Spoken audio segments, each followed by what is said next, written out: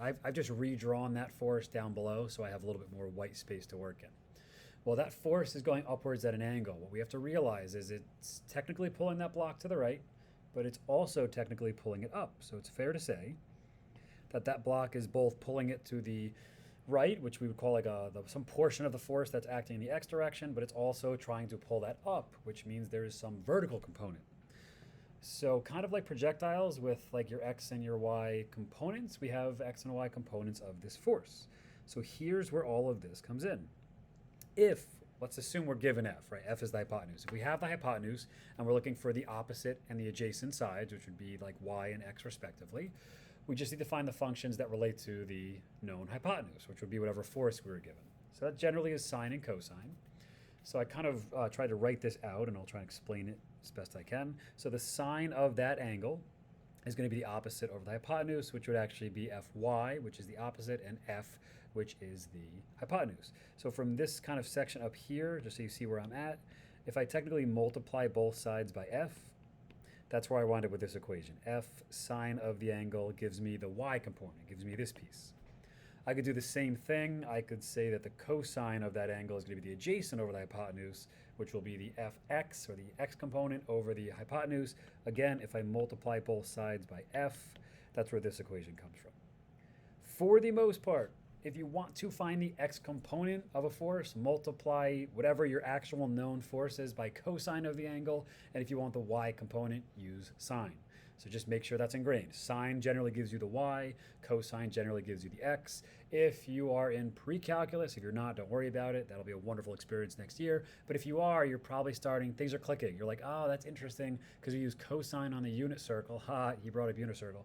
We use cosine on the unit circle to get the x coordinate, and we use sine to get the y coordinate. Well, it kind of goes hand in hand here. Again, if you have no idea what I'm talking about, have fun with the unit circle next year. So let's go ahead and take a look. How in the world are we going to incorporate this into our force problems?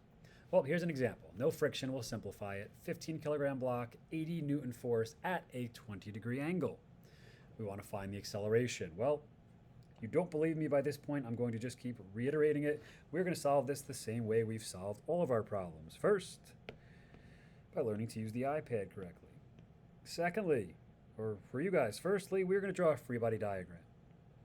We've got gravity acting down, we've got normal force acting up, and we've got this weird force which we have to draw at an angle. This 80 Newton sideways force. I don't even know what it is, whether it's applied or tension or whatever. It doesn't matter. I'm just going to write 80 newtons, and I know that this is 20 degrees, and there is no friction, so that is my entire free body diagram. I have to draw the force at an angle because it is acting at an angle. Now I'm going to go ahead and I'm going to write my F net y and F net x equations. F net x. Well, this one's tricky. I want just this piece, just the piece that's going in the x direction. I want fx. If you remember what I said previously, if you want the x component, you take the actual force that you're given and you multiply it by the cosine of that angle. That whole thing right there will give you just the x component. All right, there's no other forces, so that's it. That also equals max, which I'll plug those values in later. F net y. Well, we've got a few things going on here. We've got Fn going up. We also, if you look at my free body diagram, we've also got this piece over here. We've got the Fy of that piece, which again, it's going up, so we'll make it positive. But again, that's going to be 80, which is the force I'm given. But now we're going to do sine of that angle, because that will give me the upwards piece. Gravity goes down, and that equals may. Again, save myself some time. This is not accelerating vertically, so that's 0. All right, so let's go ahead and plug in everything that we know. So if I take this and I elaborate on this, let's see, 80 times the cosine of 20, making sure I'm in degrees, that is going to be at 75.17. So 75.17, that's what this is over here, equals, well, my mass is 15 and my acceleration is ax. Ax in this case, if I divide that by 15, this block is going to accelerate at 5.01 meters per second squared to the right. And that's actually all they were asking for, so I'm done with this problem.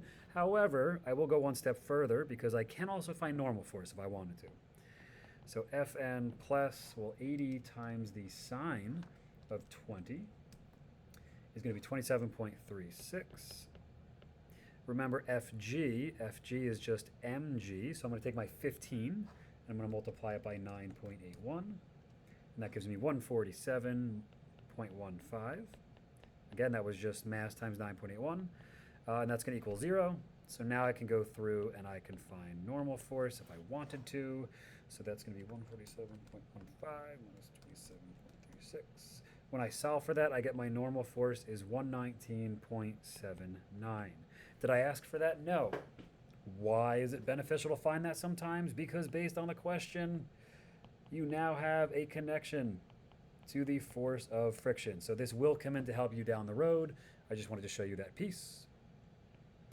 All right, try this one by yourself. Unpause the video when you're done and we'll see how you did.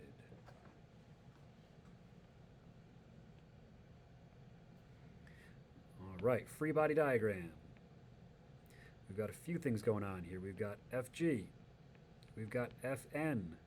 I've got this 150 Newton force that's acting at 35 degrees. And of course, I forgot to give you the mass again. So let's go ahead and say that this is like 8 kilograms. And we've got this applied force going in this direction, which we know is 60 newtons. All right, let's write out our F net x and F net y. F net x is going to be my 150 Newton force. I want the x component, so I'll multiply by the cosine of that angle. And the other one, which is Fa, that's just 60. My mass here is 8, and I don't know what my acceleration is. So I actually, right off the bat, I can just find this acceleration right now. 150 times the cosine of 35 minus 60. 62.87. 62.87 is 8 times the acceleration in the x. So the acceleration in the x must therefore be 7.86 meters per second squared to the right. So the only new piece you have to add is accounting for whether you're dealing with the x or the y. I could continue with this problem and find Fn or move forward, but I think hopefully you get the idea at this point. Yeah, so good luck. Any questions that pop up, please let me know, and good luck.